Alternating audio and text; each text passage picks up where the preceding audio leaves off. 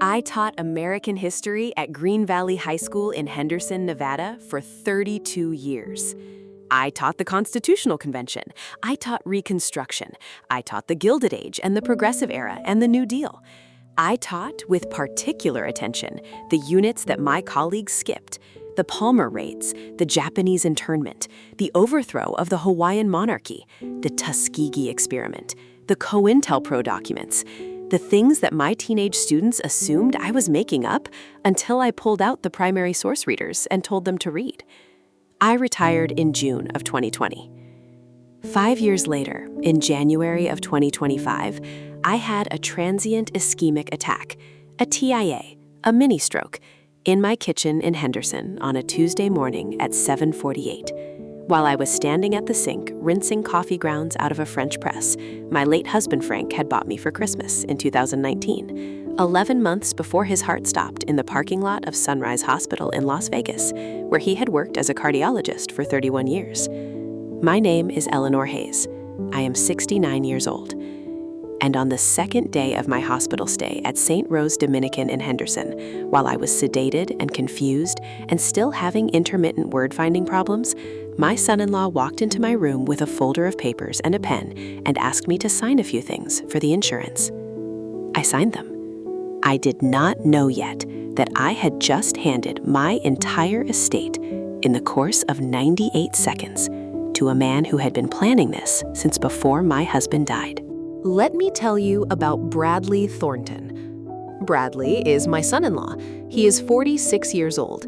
He is a real estate attorney with a mid-size firm on West Sahara Avenue in Las Vegas, specializing in commercial property transactions, with a subspecialty in what his firm biography calls complex title matters and estate-related real estate issues.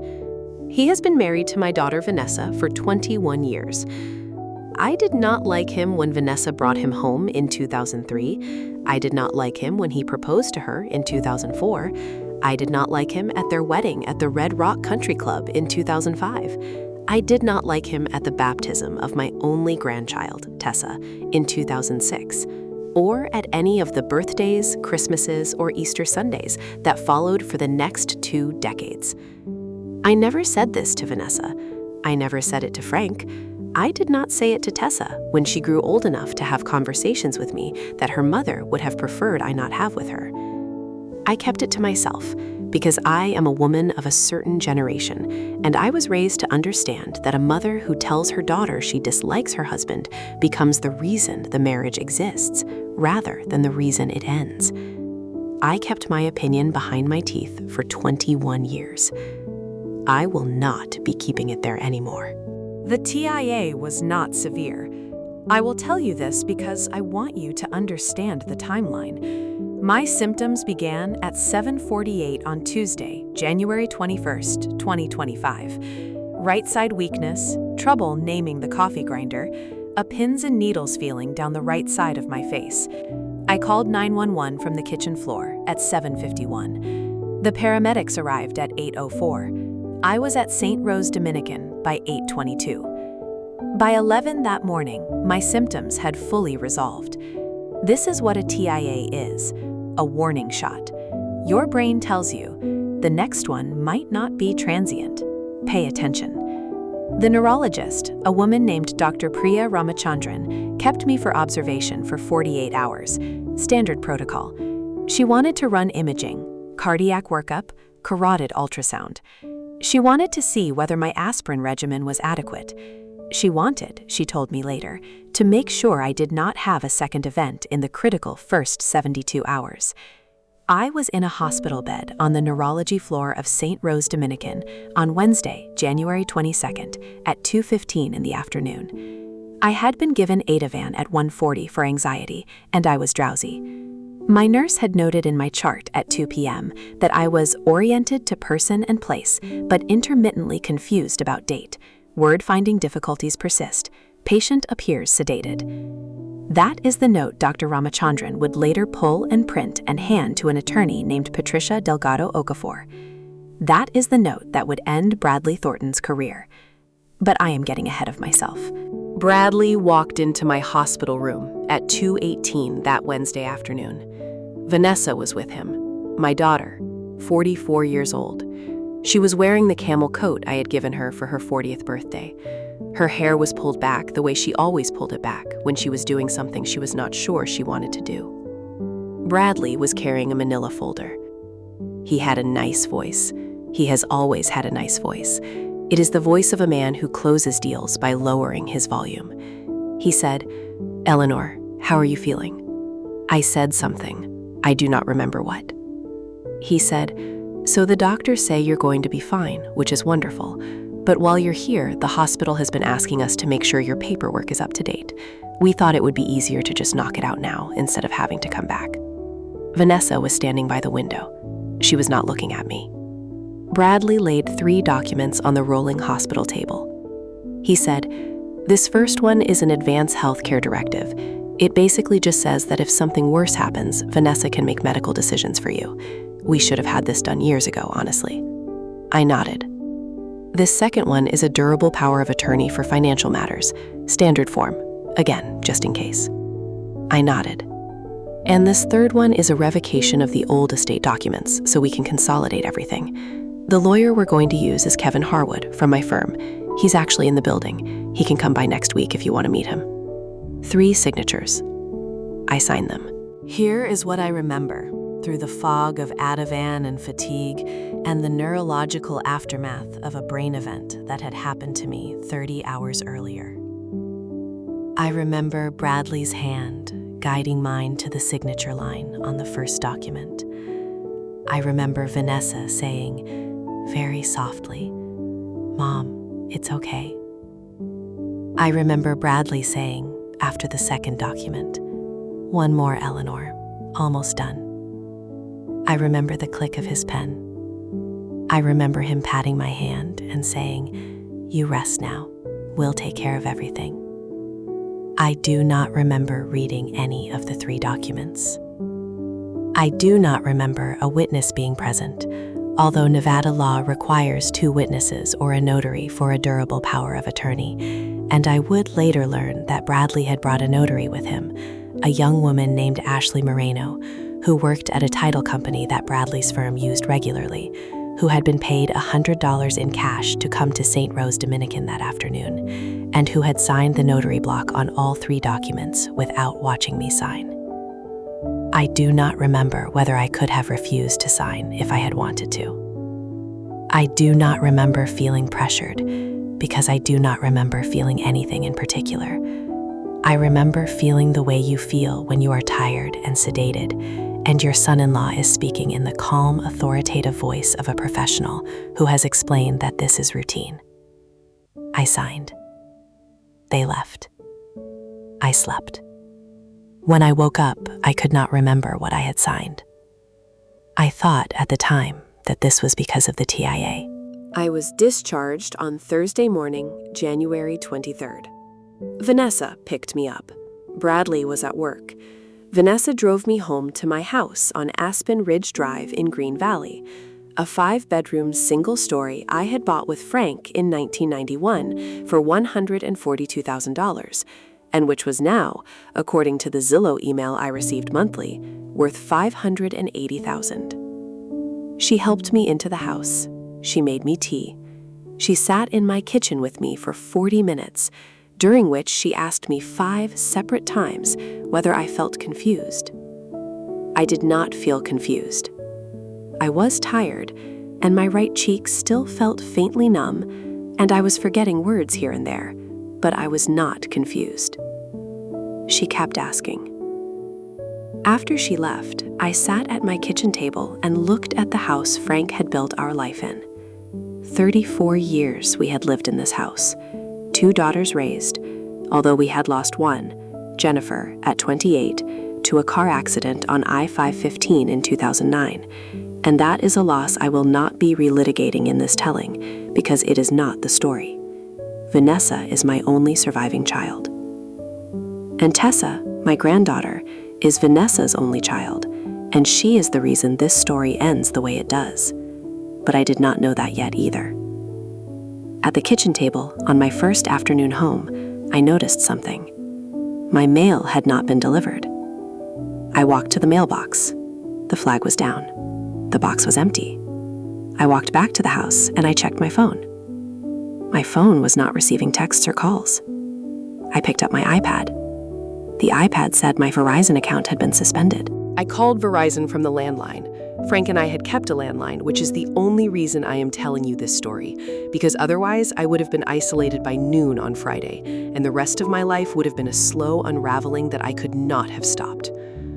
The Verizon representative told me that my account had been suspended at my request on Wednesday morning, with a forwarding instruction that all calls and text going forward be routed to a new number registered to a Bradley Thornton. I said I did not make that request. The representative said, "Ma'am, I'm showing a signed authorization form dated Wednesday, January 22nd. Would you like me to read you the number it's being forwarded to?" I said no. I would like you to restore my service to my number immediately, and I would like you to block any future change requests unless I make them in person at a Verizon store. She said, "Ma'am, I can do that, but I need to warn you that under our fraud review process." I said, "Ma'am, my name is Eleanor Hayes. I taught American history at a public high school for 32 years. I understand what a fraud review is. Start one." I hung up. I sat at the kitchen table. I looked at my landline. I looked at my iPad. I looked at the empty mailbox. I walked to the desk in Frank's old study. I opened the top drawer. I pulled out an address book that Frank had kept since the 1980s, and which still contained the handwritten phone numbers of every colleague, friend, and neighbor we had accumulated across 41 years of marriage. I looked up a name.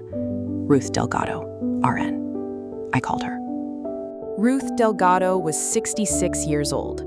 She had worked as a cardiac nurse at Sunrise Hospital for 31 years, almost exactly the span of Frank's career there.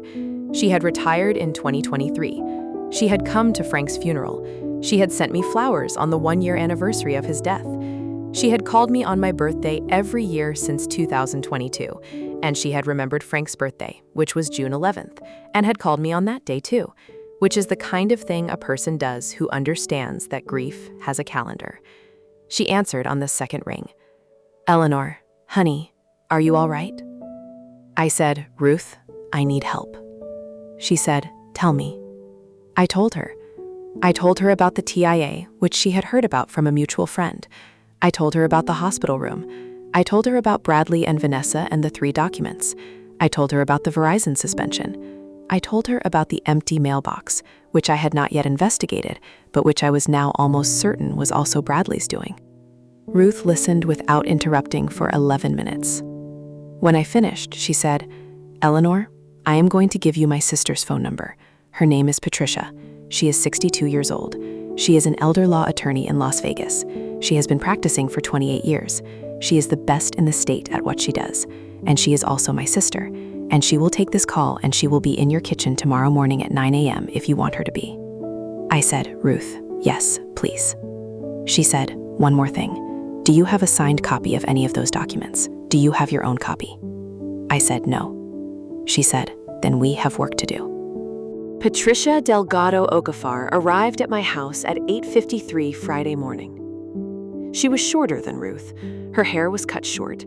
She wore a navy suit and flat leather shoes and carried a briefcase that was scuffed in the way that the briefcases of working attorneys are scuffed when the attorney has been in rooms, not behind desks, for most of her career. She sat at my kitchen table. She accepted coffee. She did not waste time. She said, "Mrs. Hayes, I want you to understand the framework before we do anything. In Nevada, a durable power of attorney is invalid from the moment of execution if the principal lacked capacity at the time of signing. That is the law. We do not have to revoke anything. We have to prove that the document never had legal effect to begin with. Do you understand the difference?" I said, "I do." "Good, because that changes our strategy. We are not fighting Bradley for the right to undo what he did. We are proving that what he did was never legally binding. Those are different cases, and one of them is much, much worse for him." I said, "Tell me what we need." She said 3 things. 1, a signed declaration from the neurologist who treated you at Saint Rose Dominican stating that you lacked capacity at the time of signing. 2, a forensic review of every financial account in your name to determine what has already been moved. 3, a witness statement from the notary, Ashley Moreno, documenting whether she actually witnessed you sign or whether she notarized from another room. If she did the latter, that is not only an invalid notarization, it is a felony in Nevada. She opened her briefcase. I have already spoken to Dr. Ramachandran. She is willing to provide the declaration. I have already filed a records request on your behalf for the hospital chart. I have already retained a forensic CPA named Margaret Chen, who is waiting for your signature on an engagement letter that I brought with me this morning. She slid the letter across the table. Mrs. Hayes, we are moving fast because Bradley is moving fast. Do you want to sign? I signed. Tessa called me that afternoon. My granddaughter, 19 years old, sophomore at the University of Nevada, Las Vegas, communications major, minoring in political science, working 15 hours a week at a law office downtown called Henderson and Park, which was not related to me by name, but which was, as the universe sometimes arranges, a firm that occasionally co-counseled with Bradley Thornton's firm on commercial real estate matters. She said, "Grandma, are you home?" I said yes. She said, "I'm coming over. Don't tell Mom." She arrived at 4:15. She was still wearing her work clothes. She had driven straight from Henderson and Park in Las Vegas to my house in Green Valley, 15 miles, without stopping to change or go home. She sat at my kitchen table. She said, "Grandma, there is something going on. Dad has been weird for 3 weeks. Mom has been weird for 3 weeks. And yesterday I heard Dad on the phone with someone at his firm, and he said your name, and he said the words new trustee, and he said the words consolidated position." I said, "Tessa." She said, "Grandma, are you okay?" I said, "No, sweetheart, I am not okay, but I am about to be." She said, "What can I do?" I looked at her. I looked at my 19-year-old granddaughter, who had her grandfather Frank's eyes and her grandmother Jennifer, my mother's, forehead, and who was wearing a blazer she had bought at a thrift store in Las Vegas because she refused to let her parents buy her work clothes because she had decided at 15 that she was not going to owe her father anything. I said, "Tessa, I need you to do something that is going to put you in an awkward position with your parents. I need you to decide before you say yes whether you understand what that means." She said, "Grandma, I decided that a long time ago." Here is what I asked Tessa to do. I asked her, the next time she was at her parents' house in Summerlin, which was going to be Sunday dinner, 2 days from our conversation, to photograph, with her phone, the contents of a specific manila folder in the top drawer of her father's home office desk. I told her not to take the folder, not to remove anything, not to leave evidence that she had been in the drawer, just photographs. She said, "Grandma, how do you know he has a manila folder?" I said, "Because Patricia Delgado Okafor, who is my attorney, told me that men like your father always keep a paper copy at home. She said, and I am quoting her, it is a compulsion of the profession. They trust digital files in theory, and they trust paper files in reality. She said, check the desk." Tessa said, "Okay." I said, "Tessa, if this feels wrong at any point, stop. You do not owe me this. You do not owe anyone this. If something in you says no, listen to that." She said, "Grandma, I'm not doing this for you. I'm doing this because I have watched my father treat my mother the way he is now starting to treat you, and I have been waiting since I was 12 for someone to notice. You noticed. I'm in." She hugged me. She drove back to UNLV. On Sunday at 7:46 in the evening, I received 11 photographs from her via an encrypted messaging app that she had asked me to install on the iPad on Friday, and which I had installed on my own, following her written instructions, which was not a thing my 69-year-old self had ever expected to be doing. The photographs were of a manila folder labeled in black Sharpie, Hayes, Estate Reconfiguration. I forwarded the 11 photographs to Patricia Delgado Okafor at 8:02 Sunday evening. She called me at 8:11. She said, "Eleanor, is this everything?" I said, "Everything Tessa could see in the folder." She said, "Eleanor, listen to me carefully. What you have just sent me is, in addition to being unlawfully obtained evidence that I will not be introducing in court, a complete operational plan for the systematic transfer of your assets to your son-in-law over a period of approximately 18 months. I am not going to tell you what is in these documents tonight. I want you to sleep. Come to my office tomorrow morning at 10. Bring Ruth if you want. Bring Tessa if she can come. I said, tell me one thing. She said, yes. I said, how much has he already moved? She said, based on a preliminary look at the photographs, not on the forensic CPA's report, which I do not have yet, it appears that $47,000 has already been transferred from your joint brokerage account at Fidelity to a limited liability company that Bradley formed in October of 2023 called Aspen Ridge Holdings, LLC, which is registered to a post office box in Henderson that does not correspond to any known business address. I said, October 2023. She said, yes. I said, Frank died in November of 2022. She said, I know. I said, he started this 11 months after my husband died. Eleanor, go to bed. I will see you tomorrow. I did not go to bed.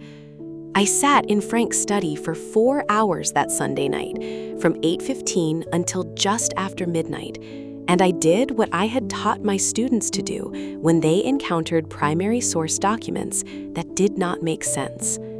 I built a timeline. I took a yellow legal pad. I wrote dates down the left margin. I wrote events across the right. I went back through my calendar for every appointment I could reconstruct since Frank's funeral in November of 2022. October 2023. Bradley forms Aspen Ridge Holdings, LLC. November 2023. First Thanksgiving with Frank. Bradley insists on hosting at their Summerlin house. I am too exhausted to argue. I leave by 8 p.m. December 2023. Bradley asks to help me understand the investment accounts. I say yes. He comes over twice. He takes notes. I do not ask to see the notes. February 2024. Vanessa mentions that I should think about updating the estate documents since Dad's been gone over a year now. I say I will think about it. June 2024. Bradley introduces me to an attorney at his firm named Kevin Harwood, who he describes as the best estate attorney in Nevada. Harwood takes me to lunch. I do not retain him. September 2024.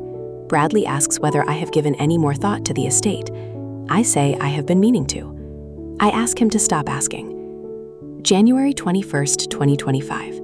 I have a TIA. January 22nd, 2025. I signed 3 documents in a hospital bed under sedation. 15 months. He had been building this for 15 months. Patricia's office was on the 12th floor of a building on Sahara Avenue, 3 blocks from the federal courthouse in Las Vegas. Ruth met me in the lobby at 9:45. Tessa arrived at 5 of 10 in jeans and a black t-shirt, having taken the morning off from classes at UNLV. We sat in Patricia's conference room. Patricia had the photographs arranged across the conference table in a grid. She had color-coded tabs on each of them. She had a laptop open to a spreadsheet that she had built Sunday night.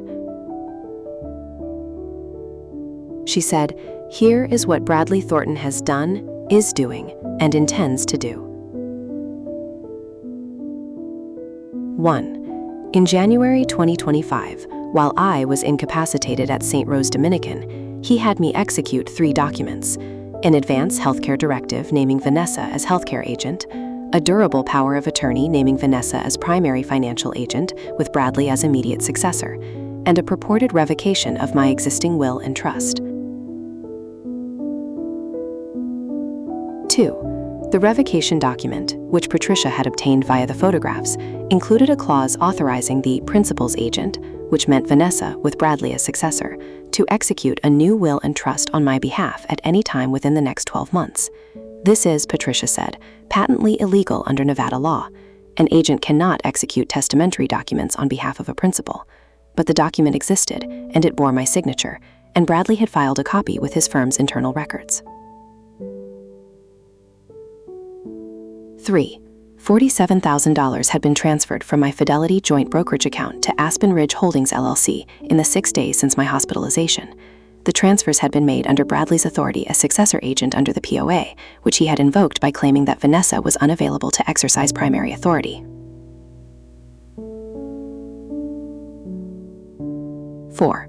An application had been submitted, not yet approved, to transfer the deed of my Aspen Ridge Drive house into a life estate with Bradley and Vanessa as remaindermen. Patricia said, "Eleanor, this is the schedule. Are you ready?" I said, "Yes."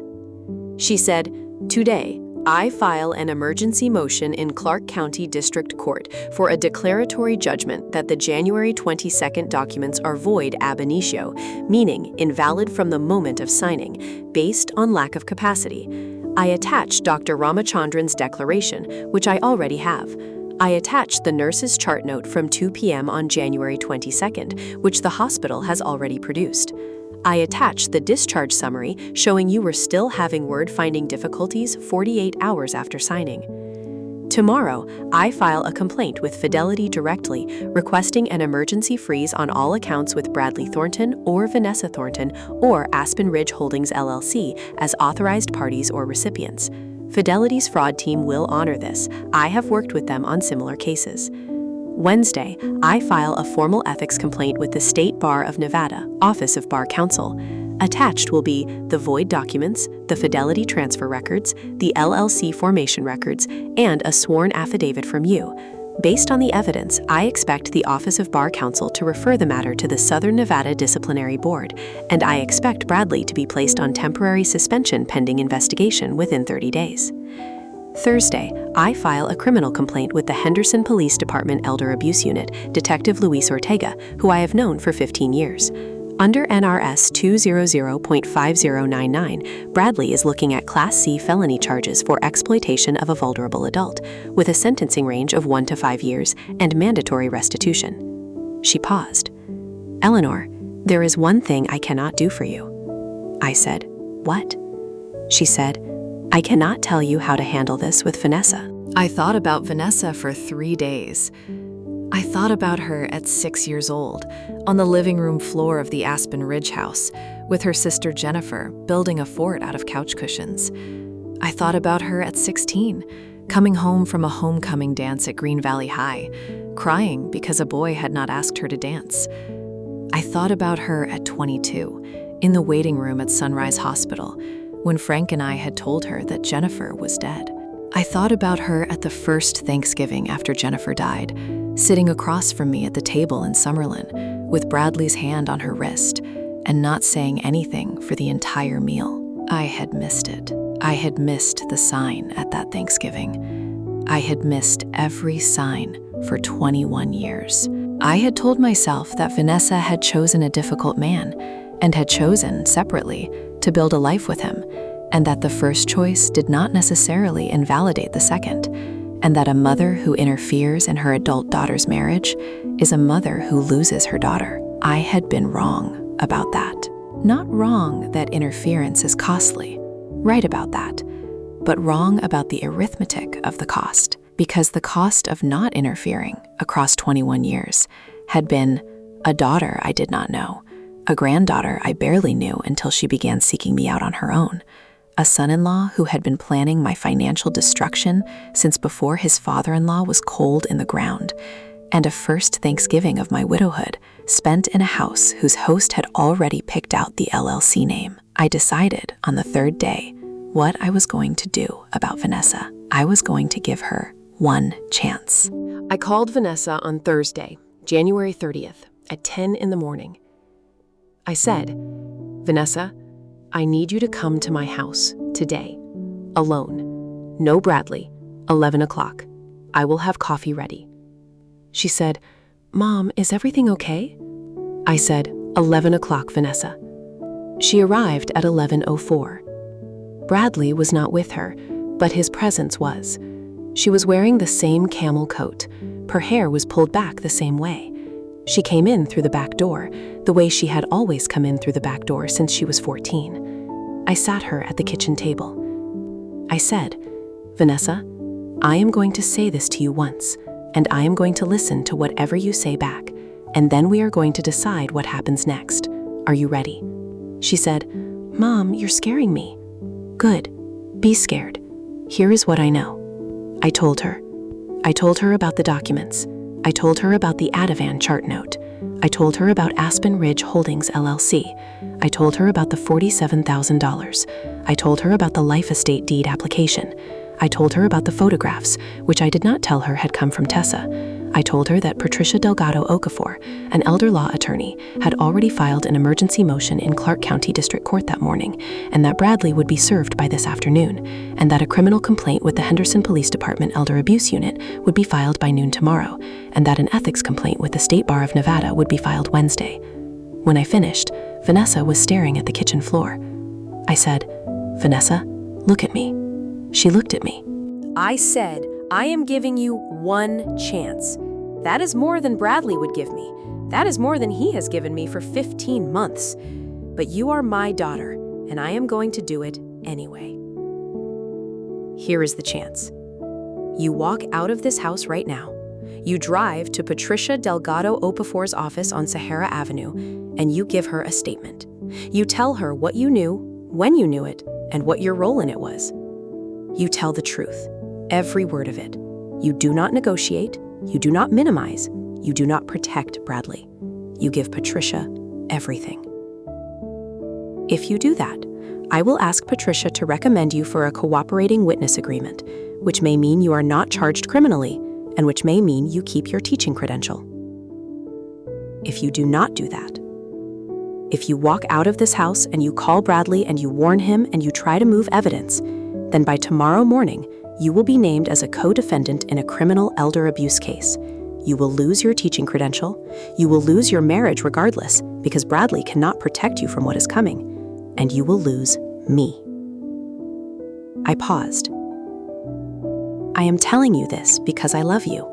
I do not love what you have done, but I love you. And if there is any version of the next 10 years of my life in which I still have a daughter, it starts in the next 30 minutes with you standing up and driving to Patricia's office. Vanessa was crying. She said, "Mom, I didn't know he moved $47,000. I said, "Did you know he moved any of it?" She did not answer. "Vanessa, did you know he moved any of it?" She said yes. She left. I watched her drive away. I did not know at the moment she backed out of my driveway which direction she would turn at the bottom of Aspen Ridge Drive. A left turn meant east, towards Summerlin, towards Bradley. A right turn meant west, towards Sahara Avenue, towards Patricia. She turned right. She got to Patricia's office at 11:48. She spent 4 hours there. At 4:07 that afternoon, Patricia called me and said, "Eleanor, she gave us everything." I sat in my kitchen. I did not cry. Not yet. I cried later that night, alone, after Ruth came over with soup and sat with me for 2 hours and did not say much.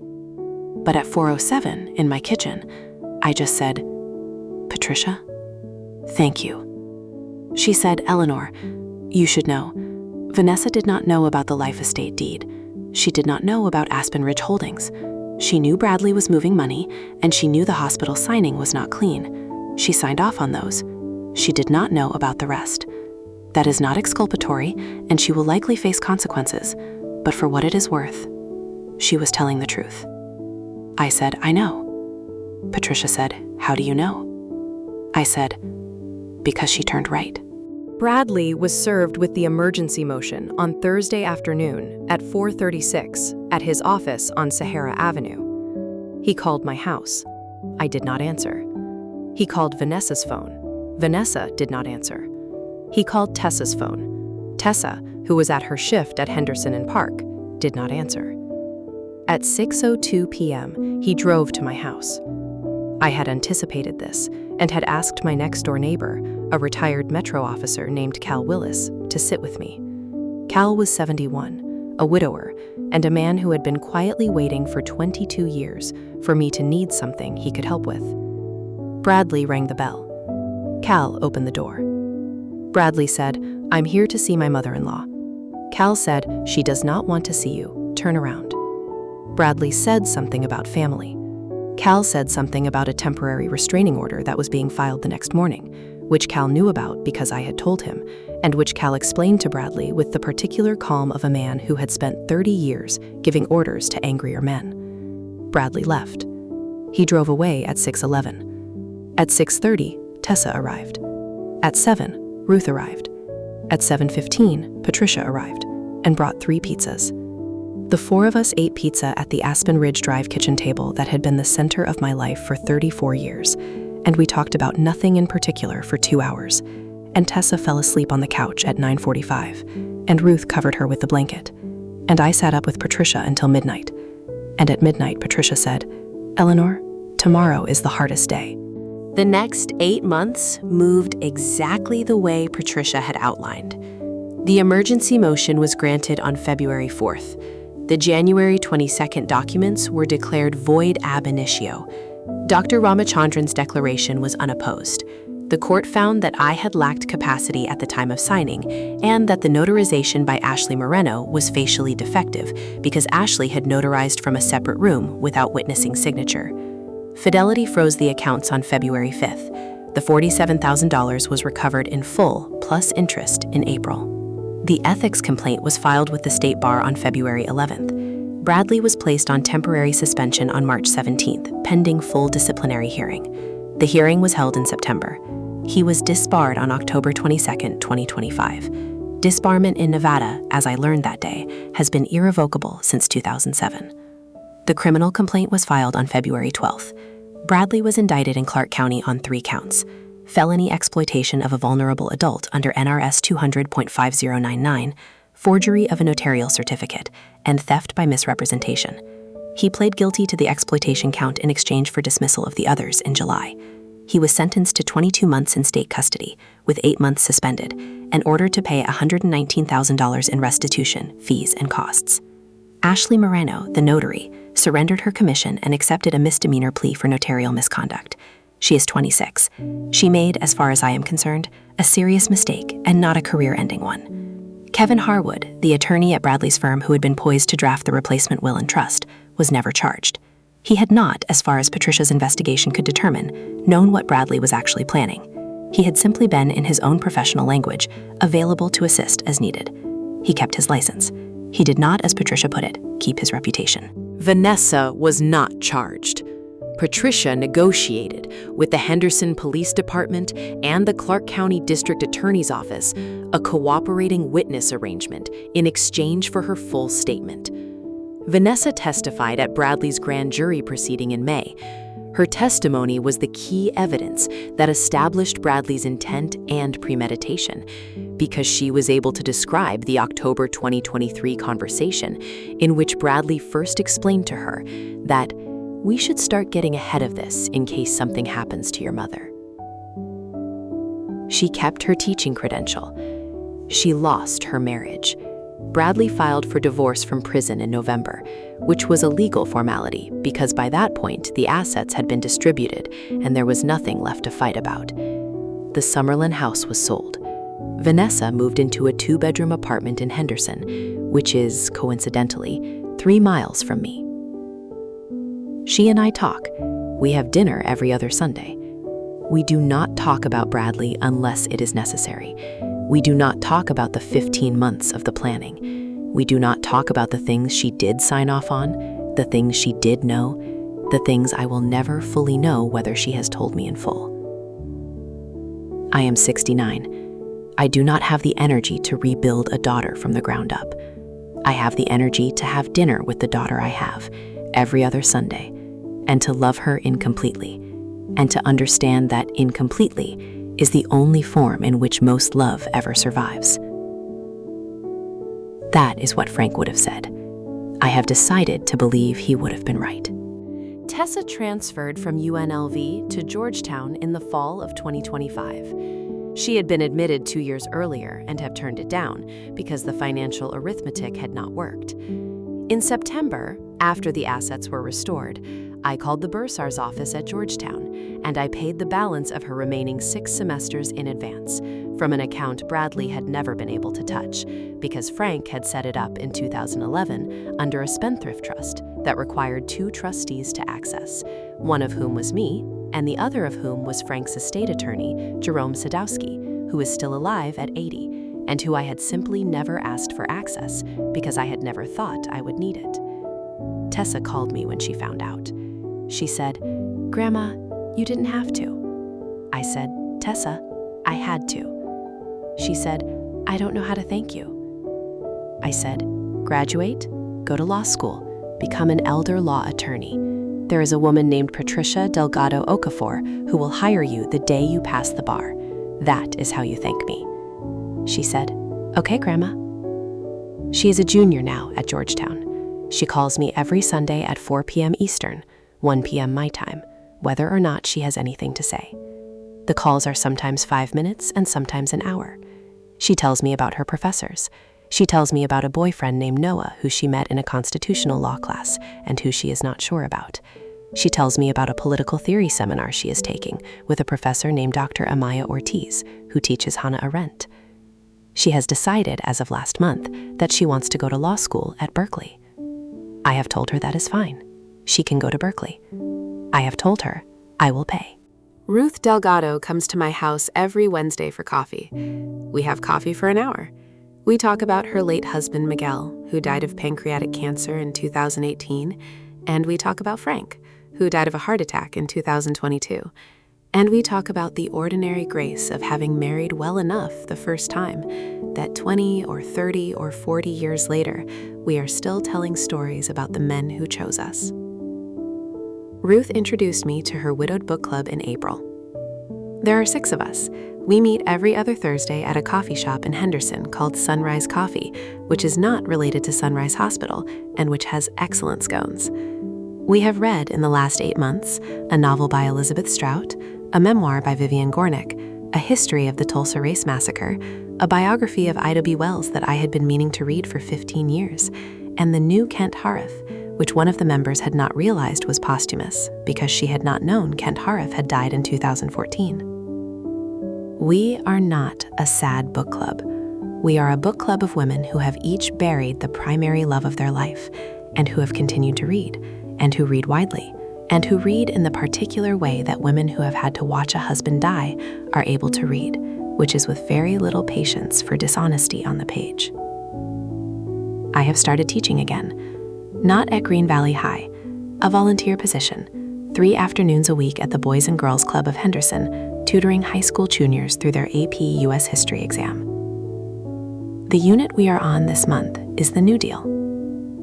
Here is what I have come to understand. There is a thing that men like my son-in-law do not understand about women who taught American history to teenagers for 32 years. We know what a coup looks like. We know that the paperwork comes first, and the story that justifies the paperwork comes second, and the people who go along with it convince themselves afterward that they were doing it for the right reasons, and that they are protecting someone, and that the person whose signature is on the document was confused or weak or simply not capable of handling the responsibility anymore. We know this because we have taught it. We have taught the Alien and Sedition Acts. We have taught the Indian Removal Act. We have taught the signing of the Executive Order 9066 that interned 120,000 Japanese Americans in 1942. We have taught the Tonkin Gulf Resolution. We have taught the paperwork across 250 years of American history. And we have taught our students to notice when a piece of paper is put in front of a person in a moment when that person cannot read it. And we have taught them that the moment of the signature is the moment of the crime, and that everything that comes after is administration. I taught this for 32 years. I just never thought I would recognize it at my own kitchen table, in a hospital room on the neurology floor, in the hand of a man who had signed the guest book at my husband's funeral 38 months earlier. I turned 70 in October. Tessa flew home from Georgetown. Ruth came with her sister Patricia. My neighbor Cal Willis, 72 now, brought a cake he had baked himself, which was dense and slightly burned on the bottom, and which I ate without comment, because a man who bakes you a cake at 72 is a man whose cake you eat. Vanessa came. She came alone. She brought flowers, white roses, which had been my mother's favorite, and Vanessa have remembered. And she sat at the kitchen table with the 5 of us, and she let Tessa hug her for a long time, and she did not drink the wine that Patricia had brought because Vanessa is 11 months sober. I had not known. She had not told me. Vanessa said, across the table, holding her water glass, "Mom, I started in February." I said, "Vanessa, that is the best thing you could have given me." She said, "Mom, I'm sorry." I said, "I know, honey." We ate cake. Cal sang happy birthday, badly. Ruth sang backup, better. Patricia, who turns out to have a trained alto, held a harmony line that none of us knew she had. Tessa recorded it on her phone and sent it to me the next morning. I have watched the video 6 times. I am going to end by telling you something I have not told anyone. Not Tessa, not Ruth, not Patricia, not Vanessa. The week after Bradley was sentenced, in July, I drove to the Clark County Courthouse, and I sat in the back of the courtroom for the sentencing of an unrelated case. A man named Thomas McCrary, 53 years old, had pled guilty to exploitation of a vulnerable adult, his 91-year-old aunt, a Parkinson's patient in a memory care facility in Henderson, whose Social Security checks he had been intercepting for 2 years. He was sentenced to 32 months in state custody. His aunt was in the courtroom, in a wheelchair, 91 years old. She was accompanied by a woman I did not recognize, who, based on the resemblance, was a niece or a cousin. At the end of the sentencing, as Thomas McCrary was being led out of the courtroom by the bailiff, his aunt said something in a voice that was thin and cracked, but which carried to the back row where I was sitting. She said, "Tommy, I forgive you, but I will not see you again." He did not look at her. He was let out. I sat in the courtroom for another 20 minutes after the room had emptied. I watched the woman who had brought the aunt wheel her out. I watched the court reporter pack up her equipment. I watched the bailiff turn off the lights in the gallery. I sat in the dark for a minute. Then I drove home. I had come to the courtroom to watch a stranger sentence a stranger for a crime that was not my crime. I had come because Patricia had suggested that watching someone else's case, after the end of my own, might help me understand that what had happened to me was a pattern, not a personal failure. She was right. What happened to me was not personal. What happened to me happens every day in every county in every state in this country. And it happens because there is a certain kind of person, usually, though not always, a man, who has learned to read the signs of a woman who has just lost the person who was watching over her, and who has learned to step into the empty space with a folder of paperwork, and who has learned that the paperwork will almost always work because the woman in the hospital bed is tired and sedated and grieving and 69 years old, and because she has been told her entire life that the paperwork is how adults handle things. The paperwork is not how adults handle things. The paperwork is how the coup is executed. The adults, the real ones, the ones who show up, are the Ruth Delgados and the Patricia Delgado Okafors and the Cal Willises and the 19-year-old granddaughters who photograph manila folders on a Sunday evening in Summerlin because they have been waiting since they were 12 for someone to notice. I was not alone. I thought I was. For 15 months, in the quiet house on Aspen Ridge Drive, I thought the widowhood was the end of the story. I thought Frank had been the structure, and that without him, the structure would slowly collapse, and that my job was to manage the collapse gracefully. That was not my job. My job was to notice. If this story meant something to you, leave me a comment. Tell me where you are watching from. Tell me, if you want to, about the piece of paper someone has put in front of you, or in front of someone you love, in a moment when it should not have been put there. Hit the like button if you stayed with me this far. Subscribe if you want to know what comes next. There will be more stories. There will be more coffees with Ruth. There will be more Sundays with Tessa on the phone from Georgetown. Thank you for giving an old woman your evening.